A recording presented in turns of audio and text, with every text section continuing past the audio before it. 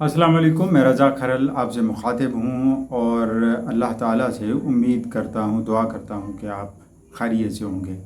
لیکن ایسے بہت سارے ہمارے ساتھی ہیں جو خیریت سے نہیں ہیں، جو سخت ابتلا کے دور سے گزر رہے ہیں اور بے سر و سامانی کی حالت میں ہیں۔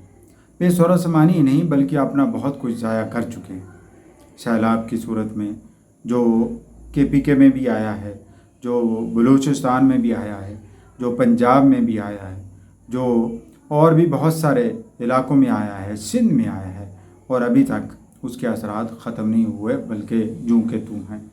فلیش فلڈز جو پہاڑی علاقوں میں آئے، ان کے نتیجے میں ہزاروں نہیں لاکھوں املاک ضائع ہو گئی اور بہت سارے لوگ بے گھر ہو گئے۔ اور ہم نے یہ بھی دیکھا کہ وہ 5 بھائی یا رشتہ دار جو دریا کے بیچ میں پتھر پر کھڑے تھے اور بے آسرا تھے اور امید کر رہے تھے کہ انہیں مدد پہنچ جائے گی، لیکن افسوس انہیں وہ مدد نہیں پہنچی اور ان کی جانیں پانی کی نظر ہو گئی۔ یہ ہیں وہ لوگ۔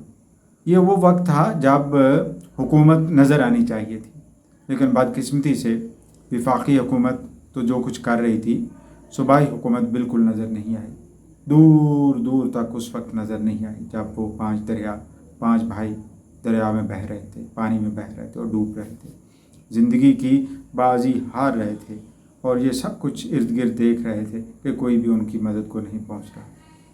اس طرح اور بہت ساری مثالیں ہوں گی، یہ تو سامنے آ کر، جہاں حکومتی اداروں کو ہونا چاہیے، جہاں ان سب کو ہونا چاہیے تھا جو یہ دعویٰ کرتے ہیں اور کرتے آئے ہیں کہ وہ عوام کی خدمت کے لیے آئے ہیں۔ کہاں گئی ان کی خدمت اور کہاں گئے ان کے دعوے، جب سب کی آنکھوں کے سامنے وہ چلے گئے اس دنیا سے۔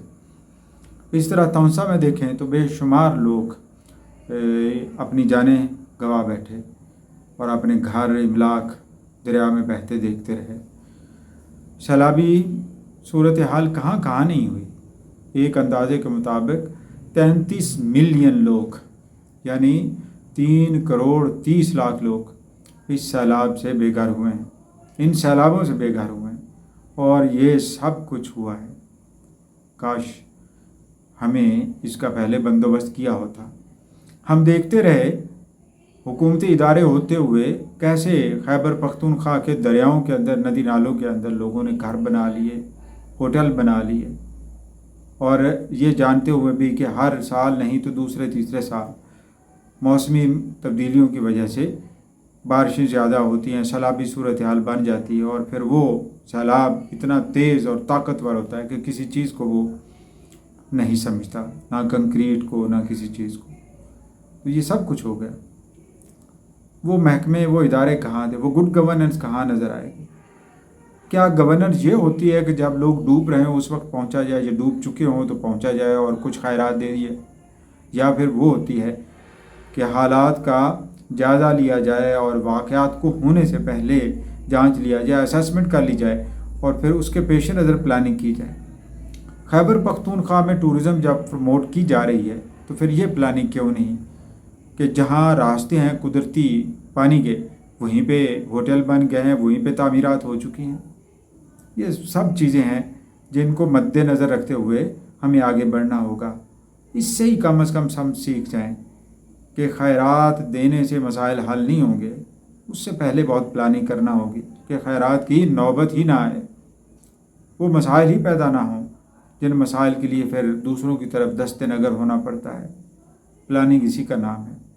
مغرب میں اور ہم میں یہی فرق ہے۔ ہم کہتے ہیں کہ اللہ کی مرضی یہی تھی، وہ کہتے ہیں کہ اللہ نے عقل بھی تو دی ہے، اس کے تحت پلاننگ بھی کی ہوتی تو شاید یہ اتنا نقصان نہ ہوتا جتنا ہو چکا ہے۔ ادھر بھی نقصان بہت زیادہ ہوتے ہیں، لیکن بہت حد تک پلاننگ ہوتی ہے، کئی گنا زیادہ پلاننگ ہوتی ہے، اور نقصان کو کم کرنے کے لیے کوششیں کی جاتی ہیں، اور ہر سال ہوتی ہیں اور ہر وقت ہوتی ہیں۔ جو ادارے جس مقصد کے لیے قائم کیے جاتے ہیں وہ اسی مقصد کے لیے کام کرتے ہیں، چاہے وہ اربن ڈیولپمنٹ کا ہو، چاہے وہ ٹورزم ڈپارٹمنٹ ہو، چاہے وہ اس طرح کے اور بہت سارے ادارے ہوں جن کا کام اسی طرح کی چیزوں کی نگرانی کرنا ہے، سپروائز کرنا ہے، ریگولیٹ کرنا ہے۔ وہ کہاں گئے؟ سوات، کلام، خاگان، ناران اور پتہ نہیں کہاں کہاں یہ ٹورزم جہاں جہاں بھی ہے وہاں وہاں یہ مسائل پیدا ہوئے۔ امید ہے آئندہ ہم کچھ نہ کچھ ہوش کے ناخن تو لے چکے ہوں گے، کم از کم آئندہ اگر اس طرح کے حالات ہوں تو اس وقت اتنی جانیں اور اتنی املاک ضائع نہ ہوں۔ اللہ ہم سب کا حامی و ناصر ہو اور ہم سب کو تشنع اور دکھاوے سے بچائے، کیونکہ دکھاوا اصل نہیں ہے، اصل وہ ہے جو آپ کے دل کے اندر ہے۔ وسلام۔